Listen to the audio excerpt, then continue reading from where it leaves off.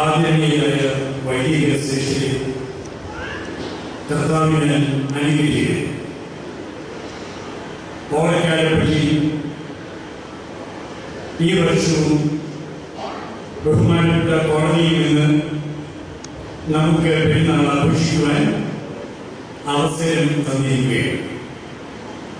ഈ പള്ളിയും ഇതിന്റെ സ്വത്തുക്കളും ഇതിന്റെ ഫലവും ആർക്ക് ആയിരിക്കും എന്നുള്ളതിന്റെ ഏറ്റവും വലിയ സൂചനയാണ് കോടതി കഴിഞ്ഞ ചില വർഷങ്ങളിലായി തുടർച്ചയായി ഈ പെരുന്നാൾ ആഘോഷിക്കുവാൻ തക്കവണ്ണം നമുക്ക് അനുവാദവും അത് സംബന്ധിച്ച ഉത്തരവും പുറപ്പെടുവിച്ചുകൊണ്ട് നമ്മെ സഹായിക്കുന്നത്. വളരെ ചുരുങ്ങിയ ഒരു സമയം മാത്രമേ എന്റെ മുമ്പിലുള്ളൂ. എന്താണ് ഇന്ന് മലങ്കര സഭയിൽ നടക്കുന്നതെന്ന് നാം എല്ലാവരും പത്രദ്വാരായി മറ്റ് മാധ്യമങ്ങളിൽ കൂടിയും കണ്ടുകൊണ്ടിരിക്കുകയാണ്. സാത്താൻ പൗരോഹിത്യ വേഷം ധരിച്ച് ഈ സഭയിലേക്ക് കടന്നു വന്നിരിക്കുകയാണ്. ഞാൻ പറയാൻ കാരണമുണ്ട്. വിശുദ്ധ സഭയുടെ കൂദാശകളുടെ രാജ്ഞിയാണ് വിശുദ്ധ കുർബാന. പ്രിയപ്പെട്ടവരെ, നമ്മുടെ കർത്താവിനെ ജയിക്കുവാൻ കല്ലടാവ് മതിയായിരുന്നു. അവനെ കിടക്കുവാൻ തൊഴുത്തു മതിയായിരുന്നു. അവനെ പുതയ്ക്കുവാൻ കീറത്തുണികൾ മാത്രം മതിയായിരുന്നു. യെരൂശലേം ദേവാലയത്തിലേക്ക് രാജാതിരാജനായ യേശുക്രിസ്തു ജൈത്രയാത്ര നടത്തുമ്പോൾ ഒരു കുതിരക്കുട്ടിയെ പോലും അവൻ ഉപയോഗിക്കാൻ കിട്ടിയില്ല. നീനും ഹീനവുമായ ഒരു കഴുകുട്ടി പുറത്താണ് അവൻ യെരൂശലേമിലേക്ക് തന്റെ രാജകീയ ജൈത്ര യാത്ര നടത്തിയത്. ഏറ്റവും ഭീഭത്സവും വേദനാജനകവുമായ കുരിശിയ മരണം എന്റെ കർത്താവ് അനുഭവിക്കേണ്ടി വന്നു. പ്രിയപ്പെട്ടവരെ, അതിനുശേഷം കടം വാങ്ങിയ കല്ലറയിൽ അവന്റെ മൃതശരീരം സംസ്കരിച്ചു. ഈ ലോകപ്രകാരം നോക്കിയാൽ യേശുവിന് അഭിമാനിക്കാൻ എന്തുണ്ട്? അരസേന്റെ ഭൂമി സ്വന്തമായില്ല, കിടക്കാൻ സ്വന്തമായി കിടപ്പാടില്ല. ഒരു നാണയം പോക്കറ്റിൽ നിന്നെടുത്ത് കാണിച്ച് തന്റെ മുന്നിൽ വന്ന ചോദ്യങ്ങൾക്ക് ഉത്തരം കൊടുക്കാൻ ഒരു നാണയ തുട്ടുപോലും യേശുവിന്റെ കയ്യിൽ ഇല്ലായിരുന്നു എന്നുണ്ട്. അത്ര ലളിതമായി ഒന്നുമില്ലാത്തവനായി ദരിദ്രനായി നമ്മുടെ കർത്താവ് ഈ ലോകത്തിലേക്ക് വന്നു. തന്റെ പരസ്യ പ്രവർത്തനം 3.5 വർഷം നീണ്ടു നിൽക്കുന്ന ആ പരസ്യ പ്രവർത്തനം അവസാനിപ്പിച്ച് താൻ കാൽവരി ക്രൂശിലേക്ക് നടന്നു പോകുന്ന അവനെ ഏൽപ്പിച്ചു കൊടുക്കുന്ന ആ രാത്രിയിൽ എന്ത് സംഭവിച്ചു എന്ന് നിങ്ങൾ ആലോചിക്കണം. അങ്ങനെ കർത്താവ് ആവശ്യപ്പെട്ടു, വിരിച്ചൊരുക്കിയ മാലിക വേണം. പ്രിയപ്പെട്ടവരെ, നിങ്ങൾ ശരിക്കും മനസ്സിലാക്കണം. എന്റെ കർത്താവ് ഒരിക്കൽ മാത്രമാണ് വിരിച്ചൊരുക്കിയ മാലിക വേണം എന്നാവശ്യപ്പെട്ടത്. ആ മാലികയിലേക്ക് തന്റെ 12 ശിഷ്യന്മാരുമായി അവൻ കയറി പോകുമ്പോൾ താൻ ക്രൂശിൽ പിടഞ്ഞു മരിക്കുന്ന നേരം ക്രൂശിൻ ചുവട്ടിൽ നിന്ന് അവന്റെ വീരയാകുന്ന മരണം നോക്കി നിന്ന് കണ്ട അമ്മയെ പോലും അവൻ ആ മാളികയിൽ കൂട്ടിക്കൊണ്ടുപോയില്ല.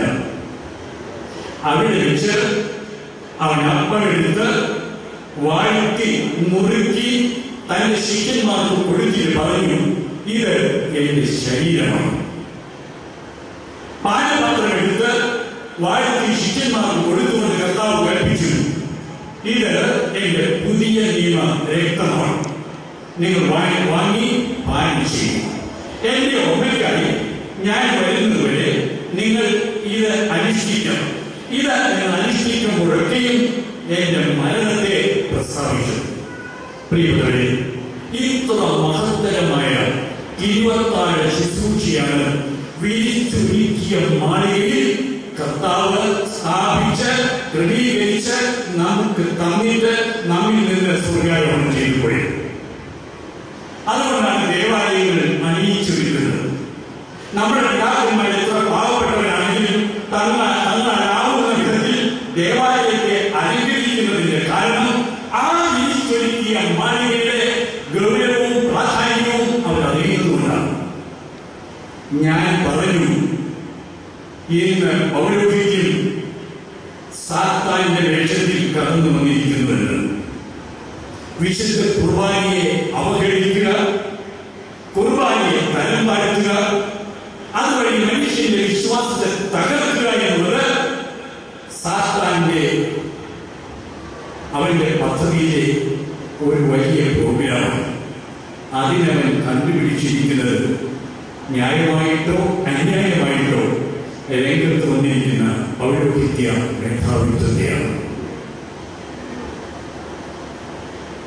വിരിച്ചൊരുക്കിയ മാളിക തൃക്കുന്നത്ത് സെമിനാരി പണി വർഷങ്ങളായി അടഞ്ഞു കിടക്കുന്നു. 6 ഇഞ്ച് കനത്തിലെങ്കിലും കാണും അവിടെ പ്രാവിൻ കാഷ്ടം.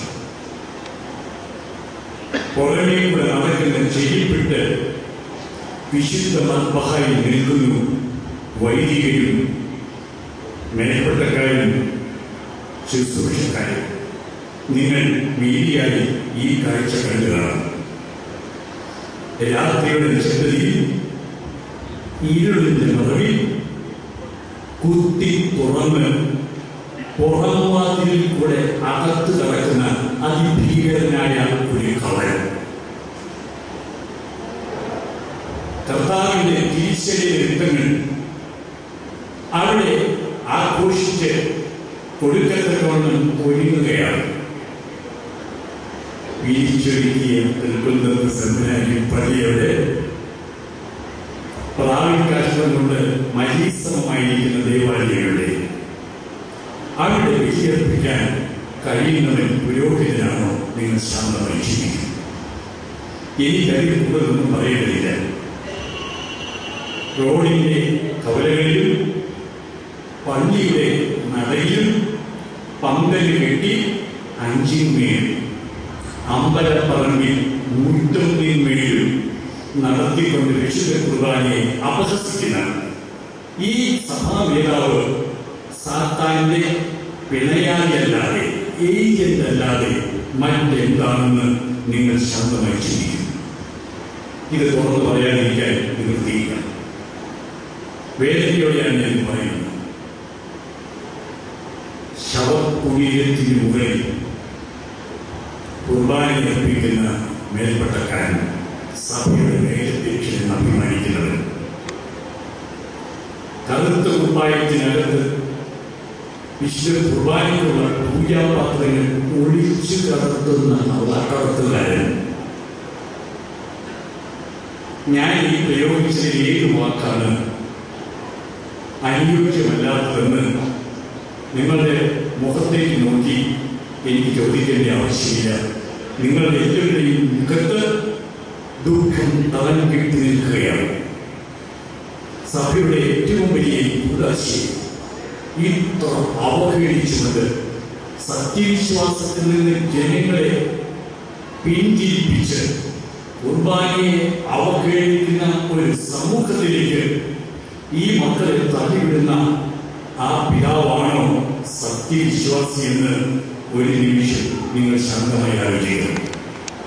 അദ്ദേഹത്തിന്റെ അവകാശവാദം മറ്റ് ചില രീതികളിൽ ഇപ്പോഴും പുറത്തു വന്നുകൊണ്ടിരിക്കുകയാണ്. എന്താണ്? എന്റെ കയ്യിൽ രേഖയുണ്ട്. ഈ രേഖ എന്തുകൊണ്ട് അദ്ദേഹം കോടതിയിൽ കൊടുക്കുന്നില്ല? അവകാശങ്ങൾ സ്ഥാപിച്ചു കിട്ടുന്നത് കോടതിയിൽ മീഡിയക്കാർക്കും പത്രക്കാർക്കും തന്നെ രേഖ കൊടുത്തുകൊണ്ട് പള്ളിയിൽ ഒളിച്ചു കയറുന്നതാണോ കയ്യേറ്റത്തിന്റെ ഏറ്റവും നല്ല മതം? പ്രിയപ്പെട്ടവരെ, അദ്ദേഹം പറയുന്ന രേഖ എന്താണെന്ന് നമുക്കെല്ലാവർക്കും അറിയാം. വിൽപത്രം. വിൽപത്ര പ്രകാരം കൊടുക്കാൻ കഴിയുന്നത് എന്താണ്? സ്വയാർജിത സമ്പാദ്യം. ഞാൻ സ്വന്തമായി സമ്പാദിച്ചിട്ടുള്ള എന്റെ സമ്പാദ്യങ്ങൾ എനിക്ക് വിൽപ്പത്രം എഴുതി ഇഷ്ടമുള്ളവർക്ക് കൊടുക്കാം. സഭ ഒരു ട്രസ്റ്റാണ്. സഭയുടെ സ്വത്തുക്കൾ വിൽപ്പത്രം എഴുതി കൊടുക്കാം എങ്കിൽ പുത്തൻകുരിശിലെ പാതിരക്ക സെന്റർ അദ്ദേഹം വിൽപ്പത്രം എഴുതി കൊടുക്കട്ടെ. ആര്യഭക്തരുടെ സെമിനാരി മാത്രം വേണ്ട. ഇത് സാധാരണക്കാരായ മനുഷ്യരെ വഞ്ചിക്കുന്ന ചതിയാണ് എന്ന് നമുക്ക്. ഞാൻ ഈ കഴിഞ്ഞ ശനിയാഴ്ച പുതുപ്പള്ളി പള്ളിയിൽ ഒരു വിവാഹ ശുശ്രൂഷ നടത്തുവാൻ വേണ്ടി ആ ശുശ്രൂഷയെ സംബന്ധിച്ച 15 വിഭാഗത്തിലുള്ള കുറച്ച് ആളുകൾ എന്റെ ഇടയിൽ വന്ന് എന്നോട് ചോദ്യം ചോദിച്ചു. എനിക്ക് അച്ഛനാകെ 20 മിനിറ്റ് സമയം ഒരു പ്രത്യേക എന്താണ് ചോദ്യം? പാത്രിയർക്കീസ് പക്ഷത്തു നിന്ന് മെത്രാപ്പൊലീത്ത പട്ടം സ്വീകരിച്ച് തനിക്ക് കിടപ്പാടമില്ല ഒരാസ്ഥാനം ഉണ്ടാക്കണമെന്ന് ഞങ്ങളുടെ അടുക്കലേക്ക് കൊണ്ട് അപേക്ഷിച്ച് ഞങ്ങൾ കൊടുത്ത പണം കൊണ്ട് അദ്ദേഹം ഒരു അരമനയുണ്ടാക്കി. ആ തീമിന്റെ പേര് പറഞ്ഞിട്ട് ഞാനത് ആവർത്തിക്കുന്നു. അരമനയെല്ലാം ഉണ്ടായി കഴിഞ്ഞപ്പോൾ അദ്ദേഹം ഓർത്തഡോക്സ് പക്ഷത്തിലേക്ക് മാറി. ഇത് ന്യായമാണ്. അതേ ആളുകളുടെ മുമ്പിൽ ഓർത്തഡോക്സുകാരും വിഭാഗക്കാരും നിൽക്കുന്ന ഒരു ചെറിയ സദസ്സിൽ ഒരാൾ എന്നോട് ചോദിച്ചതാണ്. പള്ളിയിൽ വെച്ച് ഈ കഴിഞ്ഞ ശനിയാഴ്ച ഉച്ചയ്ക്ക് ഏതാണ്ട് 1 മണി. ഞാൻ അവരോട് അതിന് മറുപടി പറഞ്ഞു. എനിക്ക് 2 മറുപടികളാണ് പറയുന്നത്. ഒന്ന്, മലങ്കര സഭയിൽ ഒരു മെത്രാപ്പൊലീത്തായ്ക്ക് നിങ്ങൾ സംഭാവന കൊടുത്ത ഒരു അരമന ഉണ്ടാക്കിയിട്ടുണ്ടെങ്കിൽ അത് മലങ്കര സഭയുടെ സ്വത്താണ്. നിങ്ങൾ കൊടുത്തത് മലങ്കര സഭയ്ക്കാണ്. അത് ഇന്നും മലങ്കര സഭയുടെ കൂടെ ഉണ്ട്. എന്നാൽ നഷ്ടപ്പെട്ടിരിക്കുന്ന മറ്റൊന്നുണ്ട്. അതേക്കുറിച്ച് നിങ്ങൾ ആലോചിക്കണം. ഈ കൂടെ വന്ന മറ്റൊരു തിരുമേനി പാത്രിയർക്കീസ് വിഭാഗത്തിൽ നിന്ന് പണം പിരിച്ച് തന്റെ പ്രസ്ഥാനങ്ങൾ ഉണ്ടാക്കി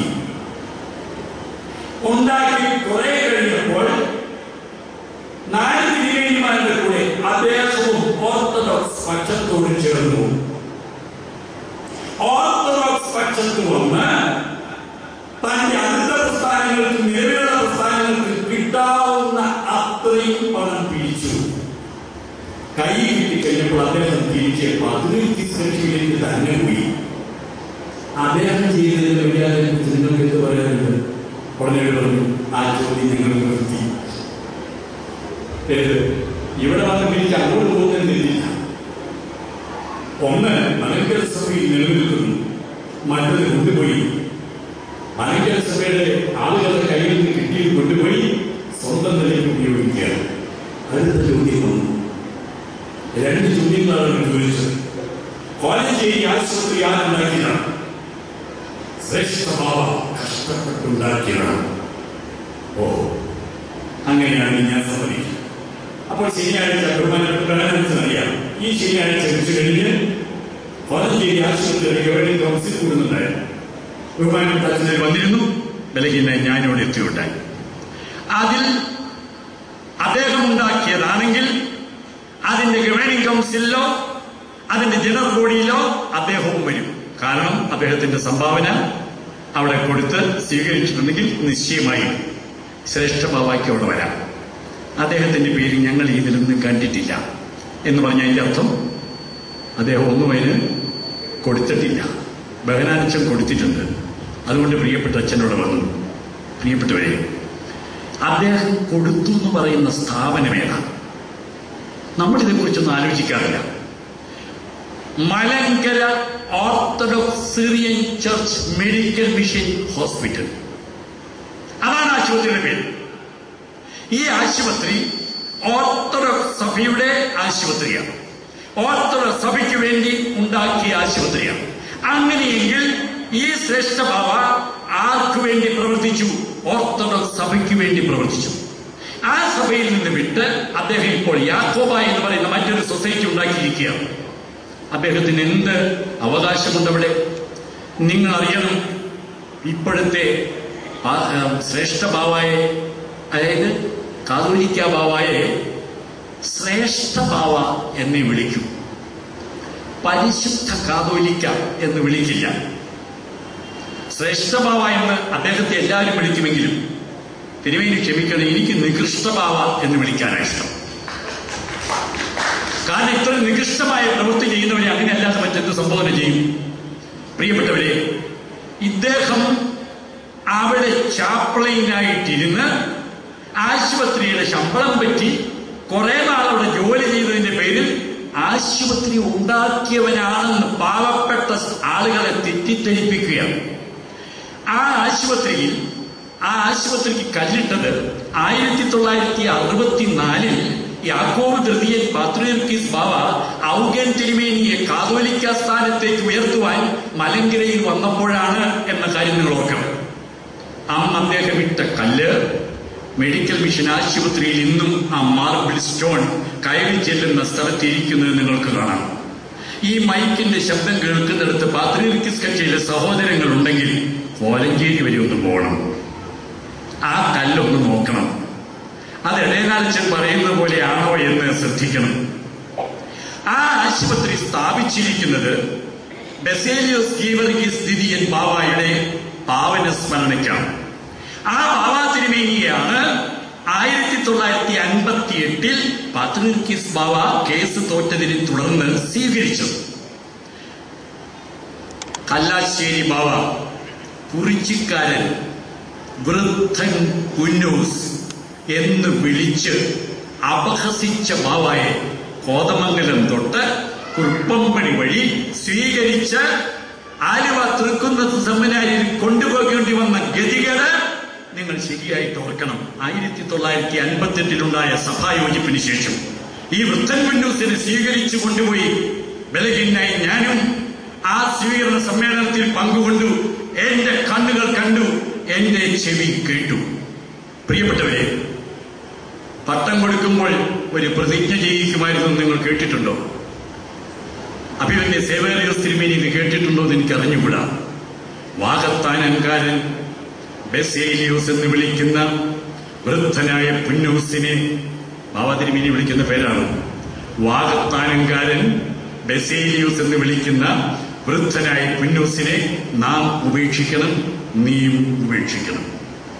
ആ വൃദ്ധൻ പുന്നൂസിനെ മുത്തുക്കുടകളുടെയും ആലിലക്കുടകളുടെയും ആയിരക്കണക്കിന് ആളുകളുടെയും അകമ്പടിയോടെ സ്വീകരിച്ചു കൊണ്ടുപോയില്ലേ 1959 തൃക്കുന്നത്ത് സെമിനാരിയിലേക്ക്? വട്ടമേശ സമ്മേളനത്തിൽ കൂടി മലങ്കര സഭയിൽ സമാധാനം ഉണ്ടാക്കാൻ വേണ്ടി വന്ന ആ തിരുമേനിയെ വൃദ്ധൻ കുന്നൂസ് ഗോ ബാക്ക് എന്ന് പറഞ്ഞ് തിരിച്ചോടിച്ചതല്ലേ? അദ്ദേഹത്തിന്റെ മുമ്പിൽ മുട്ടുമടക്കേണ്ടി വന്നില്ലേ? പ്രിയപ്പെട്ടവരെ, ഈ അവസരത്തിൽ മറ്റൊരു കാര്യം കൂടെ നിങ്ങൾ ഓർക്കണം. ഈ സഭയെ നശിപ്പിക്കാൻ ഭീകരന്മാരായിരിക്കുന്ന വൈദിക സ്ഥാനികളെ കരഞ്ഞുകൊണ്ട് യാക്കോബച്ചൻ പറഞ്ഞ വാക്ക് നിങ്ങൾ ഓർക്കണം. പാത്രിയർക്കീസ് പക്ഷത്തെ, ആ പക്ഷത്തിന്റെ അന്ത്യം കുറിക്കുവാൻ ദൈവം അയച്ചിരിക്കുന്ന അന്തിമോസ് മെത്രാൻ യാക്കോബച്ചനെ പള്ളിക്കകത്ത് നിർദ്ദാക്ഷിണ്യം തന്നെ ചെരിപ്പിട്ട് ചവിട്ടി എന്ന് നിങ്ങൾ അറിയണം. നിങ്ങൾ ആലോചിക്കൂ, എത്ര ഹീനമായ പ്രവൃത്തിയാണ് ചെയ്യുന്നത്. ഇരുളിന്റെ മറവിൽ കട്ടുകയറി അക്രമം നടത്തുവാൻ സൃഷ്ടിച്ചു വിട്ടുവരിക്കുന്ന മെത്രാൻ വേഷധാരികളായ ഗുണ്ടകൾ. ഇതല്ലേ ശരിയായ പദം? പാത്രിയർക്കീസ് ബാവ വാഴിച്ചയച്ചു മലങ്കര സഭയെ തകർക്കാൻ. മലങ്കര സഭയിൽ സമാധാനം ഭംഗിച്ച് കേസ് വ്യവഹാരമുണ്ടാക്കി ഈ സഭയെ താറുമാറാക്കാൻ പാത്രിയർക്കീസ് ബാവ തനിക്ക് ഇഷ്ടപ്പെട്ടവരെ വാഴിച്ചയച്ചു. പ്രിയപ്പെട്ടവരെ, ഒരു നിമിഷം നിങ്ങൾ ആലോചിക്കണം. ഇന്ന് പാത്രിയർക്കീസ് ബാവ എവിടെയാണ്? ഈ സഭയെ തകർക്കുവാനയച്ച പാത്രിയർക്കീസ് ബാവയുടെ സിറിയൻ ഓർത്തഡോക്സ് സഭ എവിടെയാണ്? ഡമാസ്കസിൽ അദ്ദേഹം പടുത്തുയർത്തിയ അദ്ദേഹത്തിന്റെ അരമന എവിടെയാണ്?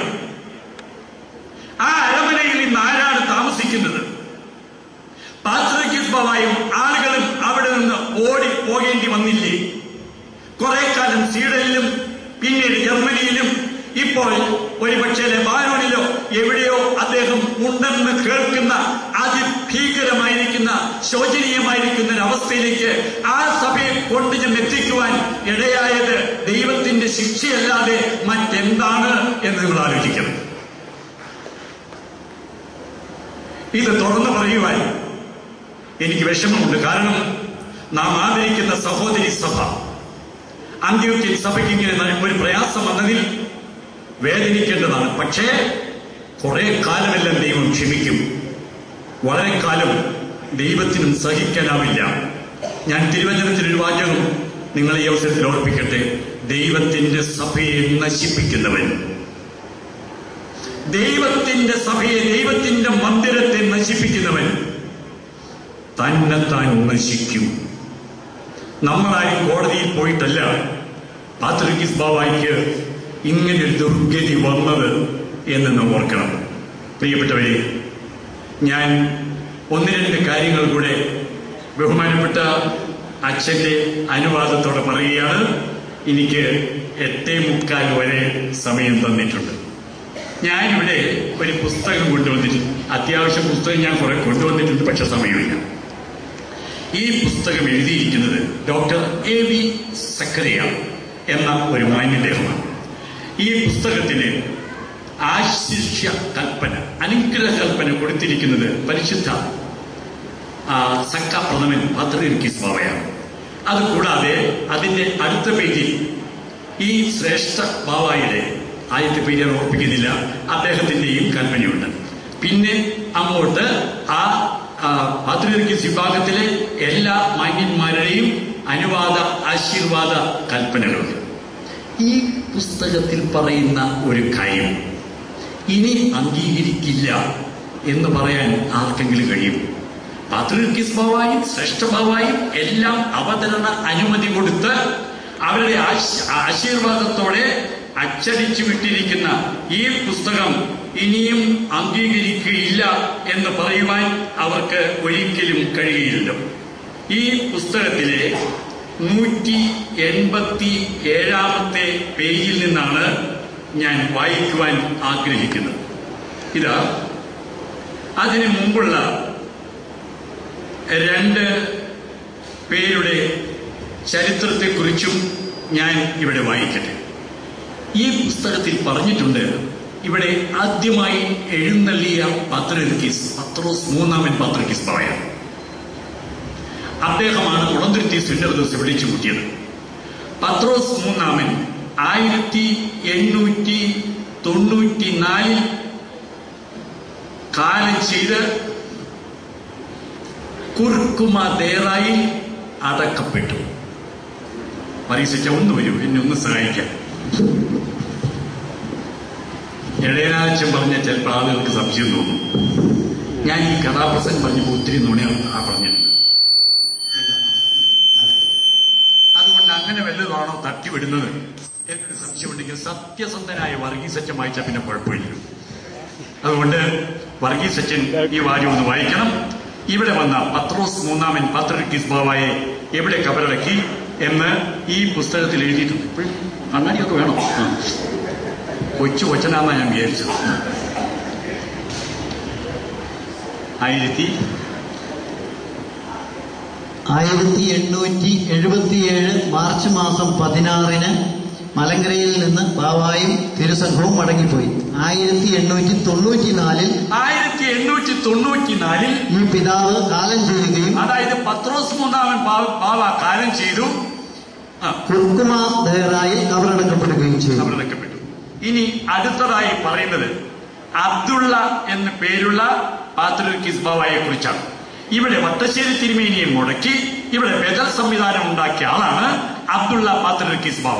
പേരൊക്കെ കേൾക്കുമ്പോൾ ഈ അബ്ദുള്ള എന്നൊക്കെ കേൾക്കുമ്പോൾ നിങ്ങൾക്ക് തോന്നുന്നു സുറിയാനി ക്രിസ്ത്യാനിയാണെന്ന്. സത്യ സുറിയാനി ക്രിസ്ത്യാനിയാണ്. പേരങ്ങനെയൊക്കെ ഇരിക്കുന്നതേ ഉള്ളൂ, സംശയിക്കേണ്ട കാര്യമൊന്നുമില്ല. അദ്ദേഹവും ഇവിടെ വന്ന് തിരിച്ചുപോയി. അദ്ദേഹം കാലം ചെയ്ത കാര്യവും ഈ പുസ്തകത്തിൽ എഴുതിയിട്ടുണ്ട്. 1915 കാലം ചെയ്യുകയും, അപ്പോ 1915 2015 100 കൊല്ലം തികയും. 99 കൊല്ലം മുമ്പാണ് ഇദ്ദേഹം കാലം ചെയ്തത്. അദ്ദേഹം 1915 കാലം ചെയ്തു. യെരൂശലേമിൽ ആ പിതാവിന്റെ പ്രിയപ്പെട്ട ദയറായിൽ യെരൂശലേമിൽ ആ പിതാവിന് പ്രിയപ്പെട്ട ദയറായിൽ തന്നെ സംസ്കരിക്കുകയും ചെയ്തു. പറയീസച്ചൻ യെരൂശലേമിൽ പോയിട്ടില്ലല്ലോ? ഇല്ല. സേവർ സിനിമയിൽ പോയിട്ടുണ്ടല്ലോ. യെരൂശലേമിൽ ഈ അബ്ദുള്ള പാത്രിക്കീസ് ബാവയുടെ കബറിടം തിരുമേനി കണ്ടിട്ടുണ്ടോ? ഞാൻ പോയി ഇത് കാണണമെന്ന് ഓർത്ത് തന്നെ പോയി. അവിടെ എങ്ങും നോക്കിയിട്ട് കണ്ടില്ല. ഈ ദേറായിൽ ഞാൻ പോയി അവിടെ ദൈവീയ ബലി അർപ്പിക്കാനും എനിക്ക് ഭാഗ്യം കിട്ടി. അദ്ദേഹത്തിന്റെ പ്രിയപ്പെട്ട ദേറായിൽ ഇങ്ങനെ ഒരു ശവകുടീരമില്ല. ഞാൻ ഇവിടെ നിന്ന് വെല്ലുവിളിച്ച് പറയുന്നു, ഉണ്ടെന്ന് നിങ്ങൾക്ക് ആർക്കെങ്കിലും ബോധ്യമുണ്ടെങ്കിൽ എന്ത് പണം മുടക്കിയിട്ടാണെങ്കിലും ഇടയനാലിച്ച് നിന്ന് കണ്ടാൽ കൊള്ളാറുണ്ട്. അതെവിടെയാണ്? തീർച്ചയായും അദ്ദേഹത്തെ അടക്കിയിട്ടുള്ളിടത്ത് ഒരു കല്ല് കാണുമല്ലോ. പാത്രിർക്കീസിന്റെ പേരല്ലേ, ശവകുടീരമല്ലേ. അബ്ദുള്ള പാത്രിർക്കീസ് ബാവ മലങ്കര സഭയെ തകർക്കുവാൻ ഇവിടെ വന്ന് ഈ കേസിന് തിരികൊളുത്തിയ തിരുമേനിക്ക് കബറിടമില്ല പ്രിയപ്പെട്ടവരെ. അതാണ് സത്യം. വേറെ ചിലർ പറഞ്ഞു ലണ്ടനിൽ അടക്കിയത്. ഞാൻ ചോദിച്ചു, നിങ്ങൾക്ക് എവിടെ നിന്ന് കിട്ടി ലണ്ടൻ? ഞാൻ ഇന്റർനെറ്റിൽ കണ്ടതാണ്. ഇന്റർനെറ്റിൽ അതാണ് തെളിവ്. ചില ആൾ പറയും യെരൂശലേമിൽ അടക്കി, ചിലർ പറയും ലണ്ടനിൽ അടക്കി. പക്ഷെ പറയിസഞ്ചാൽ സത്യം, അടക്കം കിട്ടിയില്ല. സ്വന്തം കുർക്കുമ ദേറായിൽ അദ്ദേഹം ചെന്നെത്തിയിട്ടില്ല. 1906 അദ്ദേഹം പാത്രിക സ്ഥാനത്തേക്ക് വന്നു. അബ്ദുൽ മിശിയായെ സ്ഥാനപ്രശ്നാക്കിക്കൊണ്ട് 1911 അദ്ദേഹം ഇവിടെ വന്നു. 2 കൊല്ലം കഴിഞ്ഞ് 1909 ഇവിടെ വന്നു. 1906 അദ്ദേഹം പാത്രികീസായി 3 കൊല്ലം കഴിഞ്ഞപ്പോൾ മലങ്കരയിൽ വന്നു. 2 കൊല്ലം മലങ്കരയിൽ താമസിച്ച് 1911 മടങ്ങിപ്പോയി. 1915 കാലം ചെയ്യുന്നവരെ ആ സ്ഥാനത്തേക്ക് എത്തിയിട്ടില്ല. പിന്നെ എന്ത് പാത്രികീസാണ്? ഇതാണോ പാത്രികീസ്? അദ്ദേഹത്തിന് ഒരു ശവകുടീരമില്ല. ഇത് നിങ്ങൾ അറിയണം. ഇനി അടുത്തത് അബ്ദുൽ മിശിയ പാത്രികീസിനെ കുറിച്ചാണ്. ഇവിടെ കാതോലിക്കേറ്റ് നിന്ന അബ്ദുൽ മിശിയ പാത്രിക്കീസ് ബാവ എവിടെ കബറടക്കിയിരിക്കുന്നു ഈ പുസ്തകത്തിൽ എഴുതിയിരിക്കുക. ഇത് ഓർത്തഡോക്സുകാരുടെ പുസ്തകമല്ല. ഈ പുസ്തകത്തിൽ എഴുതി വർഗീസച്ചൻ വായിക്കും. അദ്ദേഹം 1915 30 കാലം ചെയ്യുകയും ഓഗസ്റ്റ് 30 കാലം ചെയ്യുകയും അപ്പൊ 1915 മറ്റേ തിരുമേനിയുടെ അബ്ദുള്ള പാത്രിക്കീസിന്റെ തീയതിയില്ല. എന്താ തീയതിയില്ലാത്തത്? നിങ്ങൾ പറ. അവിടെ കല്ലൊന്നും കൊത്തി വെച്ചിട്ടില്ല. അങ്ങനെ ഉണ്ടെങ്കിലല്ലേ തീയതി കാണാൻ പറ്റുള്ളൂ. 1915 തട്ടിപ്പോയി എന്ന് ഒരൊറ്റ തട്ട്, ഇത്രയേ ഉള്ളു കാര്യം. ഇത് 915 ഓഗസ്റ്റ് 30 അദ്ദേഹം കാലം ചെയ്ത് ബാക്കി പറയാം. പാത്രികീസിന്റെ ആസ്ഥാനമായ കുർക്കുമ ദയറായിൽ തന്നെ കബറടക്കപ്പെടുകയും ചെയ്തു. കുർക്കുമ ദയറായിൽ തന്നെ കബറടക്കപ്പെട്ടു. പട്ടമില്ലെന്ന് പറഞ്ഞ ഇവിടെ കാതോലിക്കേറ്റ് തന്ന അബ്ദുൽ മിശിയ പാത്രിക്കീസ് ബാവയെ പത്രോസ് 3-ാമൻ പാത്രിക്കീസ് ബാവ ഉൾപ്പെടെയുള്ള പാത്രിക്കീസ് ബാവമാരെ അടക്കുന്ന കുർക്കുമ ദയറായിൽ പാത്രിക്കീസുമാരെ അടക്കുന്ന നിലയിൽ അടക്കിയിരിക്കുന്ന ശവകുടീരം ഇന്നും അവിടെ ഉണ്ട്. അത് കണ്ടിട്ടുള്ള പാത്രിക്കീസ് വിഭാഗത്തിലെ മെത്രാപ്പൊലീത്തമാരുടെ സാക്ഷ്യ പുസ്തകം എന്റെ കയ്യിലുണ്ട്. അദ്ദേഹവും അവിടെ കബറടങ്ങിയിരിക്കുന്നു. പക്ഷേ ഇവിടെ വഴക്കും വക്കാണോ ഉണ്ടാക്കിയ അബ്ദുള്ള പാത്രിക്കീസിന് കബറടങ്ങില്ല. പ്രിയപ്പെട്ടവരെ, ഞാൻ എന്റെ വാക്കുകളെ ചുരുക്കുകയാണ്. മലങ്കര സഭയെ തകർത്ത പാത്രിക്കീസ് ബാവയ്ക്ക് ആസ്ഥാനമില്ല. മലങ്കര സഭയെ തകർക്കുവാൻ വന്ന അബ്ദുള്ള പാത്രിക്കീസ് ബാവയ്ക്ക് ശവസംസ്കാര ശുശ്രൂഷ കിട്ടിയിട്ടില്ല. അങ്ങനെയെങ്കിൽ ഇപ്പൊ ഈ കോലാഹലം കാണിക്കുന്ന മുമ്പിൽ ഞാൻ പറഞ്ഞ ആ ബാവയ്ക്ക് എന്ത് കിട്ടാനാണ് ന്യായം? വായിക്കുന്നവൻ അല്ലെങ്കിൽ കേൾക്കുന്നവൻ ചിന്തിച്ചു കൊള്ളട്ടെ. യാക്കോബായ വിശ്വാസം എന്നൊരു വിശ്വാസത്തിനു വേണ്ടി നിലകൊള്ളുകയാണ്. ഈ പുസ്തകത്തിൽ പറഞ്ഞിട്ടുണ്ട് യാക്കോബായ വിശ്വാസം. യാക്കോബായക്കാരെന്ന് കത്തോലിക്ക കളിയാക്കി വിളിച്ചതാണ് എന്ന് ഈ പുസ്തകത്തിൽ എഴുതിയിട്ടുണ്ട്. കളിയാക്കി വിളിച്ചത് ആഭരണമായിട്ട് എടുത്ത് നടക്കുന്ന വിവരം കെട്ടവരെ കുറിച്ച് എന്ത് പറയാനാണ്? അതുകൊണ്ട് ഞാൻ എൻ്റെ വാക്കുകൾ ചുരുക്കുന്നു. സമയം പരിമിതമാണ്. ഒന്ന്, ദൈവത്തിൻ്റെ സഭയെ നശിപ്പിക്കുന്നവന് ഒരു